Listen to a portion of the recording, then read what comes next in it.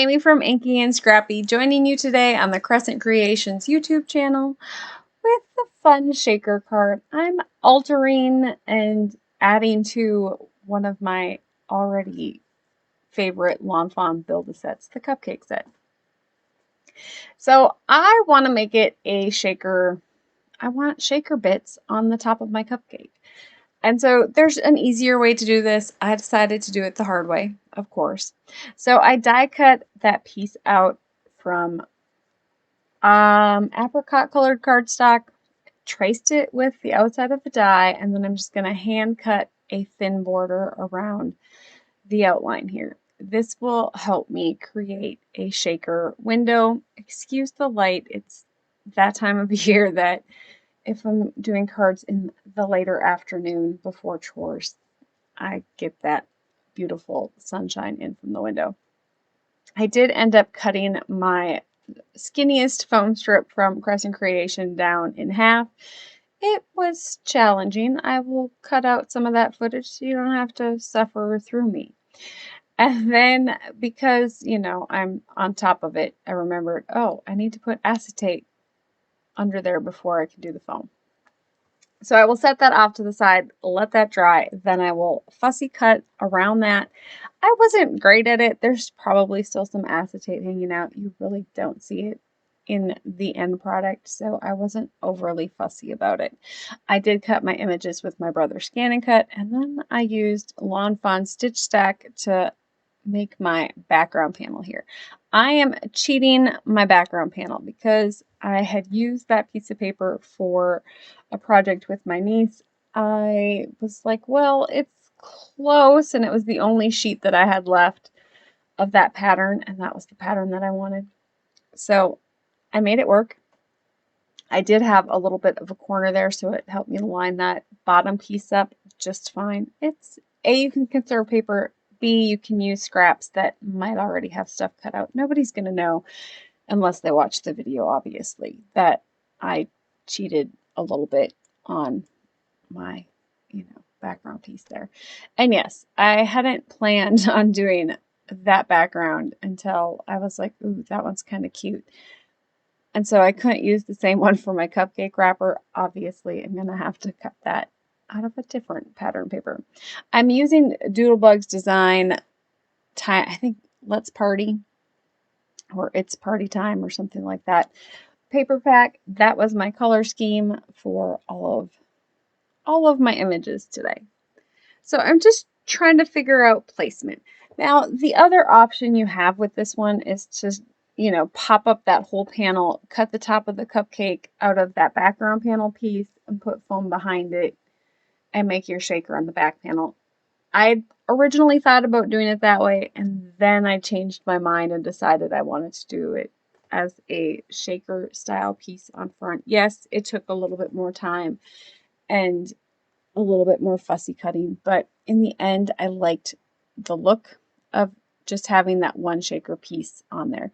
I am adding my little Furry and Bright puppies here, and instead of making them Christmas style puppies, I'm making them birthday shenanigan style puppies, because it's frosting and we all have to lick the bowl, of course, and then, run away with the frosting bag. It's just inevitable.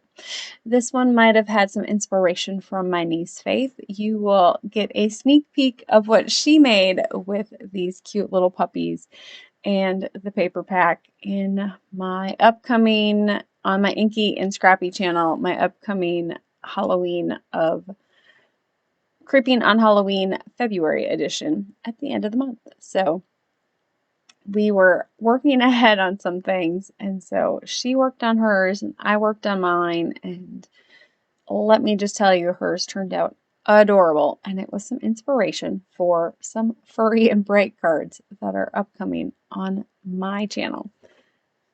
So I should have colored this with my Copic or my Ohuhus before I added it to the card base. I probably wouldn't have had to go as in depth with my alcohol marker coloring as I did here, and it probably would have turned out better if I'd done it prior to, or cut it even from white cardstock and didn't try to do that.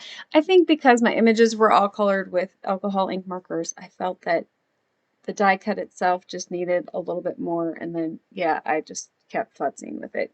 So it got a little darker than I probably would have liked, but it was fine. Now, I didn't do it on my cupcake frosting, and I think I would have liked it better if I had done it on my cupcake frosting as well. It's fine. It turned out fine. But you know, as a card maker, how you don't like something. Yeah, that's kind of how my day was going. It was, yeah. I stuck stuff on top of stuff, and yeah. Hot Mess Express. That was me, or that is me on the regular. So I pulled out some of my clay bits and my seed beads from Crescent Creations Shop. I am going to fussily pick out all of the little jimmies or clay sprinkles here that I want. So I'm pulling out the colors that are going to go with my background. So I'm pulling out that blue, the green, and then of course the yellow. Since there's no orange in there, I couldn't pull out any oranges. I thought about bringing in some of the rainbow dot clay bits because there's some orange ones in there, and I thought about it, but it's a fairly small shaker element on the front of this card, and I didn't want my bits to kind of get stuck in between my shaker window there. So I'm just going to bring in some yellow seed beads. If I'd have had some orange seed beads, I'd have totally used some orange seed beads on this one. I did not, so I brought in that daffodil yellow, which was fine. And then, yeah, after I had my shaker bits in there, I was like, ugh, I just was not happy with the frosting. So I kind of went in and added a little bit of an alcohol ink. You know, yeah, don't ask. It was just one of those days. See, even us, you know, not even semi-professional professionals have days like that too. No. You know, I've been making cards for 20-ish years, and I still have probably even longer than that, because my first stamp I think I bought in Maryland when I was visiting my father when I was like 10. So 30 plus years of making cards. We still have issues with this. Yeah. And so I did put the glue adhesive behind there to make sure everything was going to stick down, because yeah, you saw I had issues with my shaker window sticking to my glue because I don't pay attention sometimes and it doesn't go well. Yeah. So I want to add some orange into, you know, I needed some orange frosting. And so the only thing, I was hoping I had a jelly glaze pen. I did not have a jelly glaze pen in orange. I had a jelly glaze pen in it. I don't think I had, yeah, it wasn't an orange. I think I had blue and red, but no orange. So I definitely wanted to do orange because that was what color my frosting was. So I pulled out my Delusions paint pen here. It's like an acrylic paint pen, right? Or a paint pen. I don't know, but it is opaque and it sits on top of the surface. And so that is what I ended up using to draw on my frosting that is spilled out. So the little puppy was in the frosting bowl, licking it and, you know, getting orange frosting everywhere. And then the little puppy that is running away with the frosting bag might have also got a little bit of frosting all over him.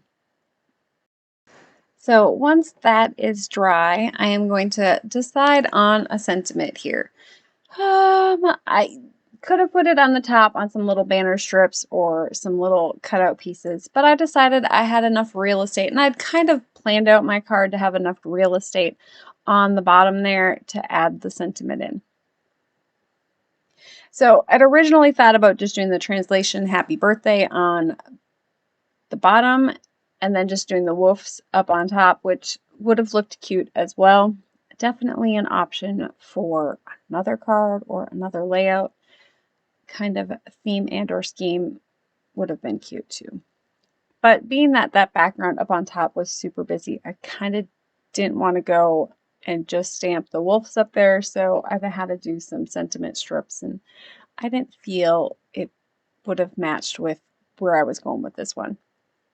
So I just did Bow Wow Woof, translation, happy birthday, all on the bottom, stamping it in my Misty on the card front directly, which makes me nervous. I do use Onyx Black Versa fine ink, and it usually stamps the first time one and done. It makes me a little less nervous. For the inside of my card, I am going to use the Onyx Black ink again, and then just do an also, can I have a treat? You know, it might be your birthday, but I want the cupcake. Anyways, I'm going to add that onto my card base here. And then that should be my finished card, right? I need to bring in some glossy accents because I needed that frosting to have a little bit of a glaze to it. So I'm just adding a little bit of glossy accents to my puppies. I did go around my frosting and color that off camera with some alcohol ink. I just wasn't impressed with it. I still wasn't impressed with it, so I did add some glossy accents on top and added some glitter because glitter fixes everything. Okay, it might not fix everything, but it hides a lot of stuff. I do like how it looks a whole lot better with that glitter. Even on the acetate, it kind of covers up my little alcohol ink lines that I wasn't impressed with on my frosting. So there is the completed card with those glossy accents. Yes, I avoided putting glossy accents all up inside of that frosting bowl. It was hard. I almost did it. So thank you so much for joining me. I hope you have an amazing rest of the day. Keep getting inky. Bye.